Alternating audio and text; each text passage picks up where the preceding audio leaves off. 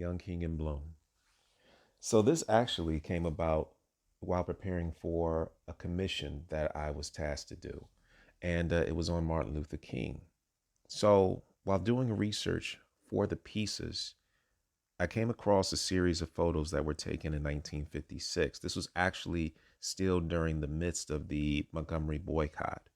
And this was a series that was done capturing the home life of Martin Luther King and his family. And while looking at these images, I came across this image of basically was a pose that I wasn't used to seeing Martin Luther King in. Now, in the last few years, we've seen more, I guess you would say, casual photos of MLK, whether it's him playing pool or him in a phone booth talking on the phone with sunglasses on. Um, and actually one from this series where he just sort of has his hands out, almost looking like he's shrugging. But this image drew me.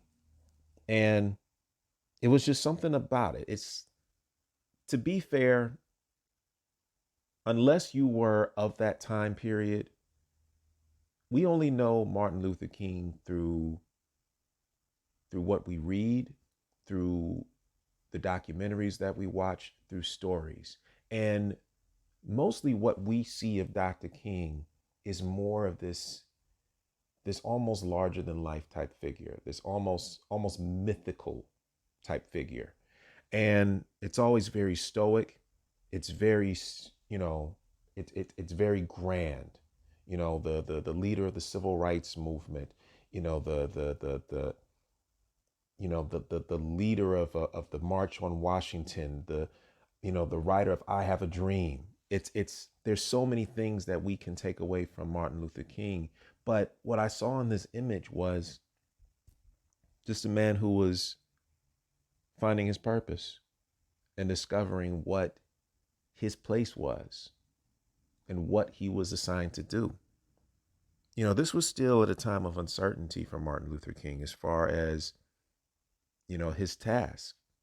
This was at the height of the Montgomery boycott, the first time that Martin Luther King would be thrusted onto the national scene as a civil rights leader. And this was a moment where he just was in a very comfortable space, in a comfortable zone. And you see him very casual, very relaxed, his hand on his other, his hand on his other arm, just in a moment of just being in that zone of, you know, being documented at that time. And what I really appreciated about the image was this wasn't the Martin Luther King that I grew up with. This was a Martin Luther King that felt more like one of my uncles, one of my older cousins. And that attracted me. And to the point that I said, I want to create something from this. So I didn't know how I was going to go about making it. I just knew that it was going to be done. And it really just started off with just his whole being, the clothes that he was wearing, rebuilding his face, um, the watch on his arm, on his wrist, I'm sorry.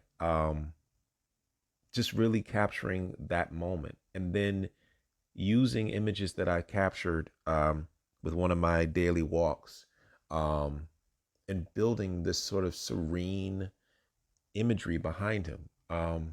The reason why I call the collage "Young King in Bloom" is because this was him again in his youth. You're talking about 1956.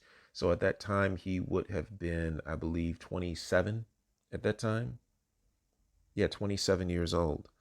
And just think about where you were at 27 years old. Just really think about that, where you were at 27 years old. At this point, Martin Luther King was leading one of the more important civil rights boycotts at that time, and was years away from delivering his iconic "I Have a Dream" speech, his march on Washington, the Selma movement, and way before his final speech, claiming that he had seen the mountaintop. This was really at a time where he was discovering his purpose and again finding his place in the world. So, a young king in bloom that you see before you.